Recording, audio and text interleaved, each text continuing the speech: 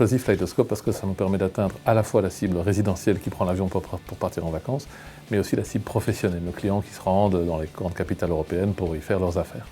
Et donc on peut à la fois y présenter des produits résidentiels comme des réductions sur des abonnements, parler de nos forfaits en roaming ou alors leur parler de produits plutôt destinés vraiment aux professionnels. Ça nous permet également d'atteindre les étrangers qui prennent l'avion, qui prennent Luxair pour se rendre au Luxembourg pour les affaires. À Luxembourg, aujourd'hui, la population a énormément changé. Je veux dire, il y a eu un changement démographique avec beaucoup plus d'étrangers qui habitent à Luxembourg. Notre challenge, c'est de se faire connaître aussi par les étrangers. Et un véhicule important, c'est le Flightoscope.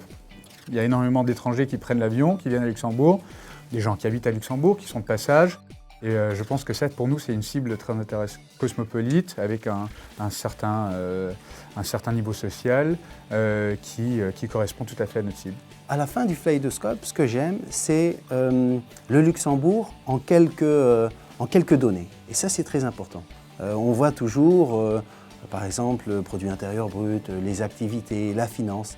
Et donc, ça permet à des personnes qui voyagent, comme moi, de se tenir au courant et de toujours avoir les chiffres clés en tête. Je peux lire un article avec des bars ou des restaurants ou les points de culture intéressants.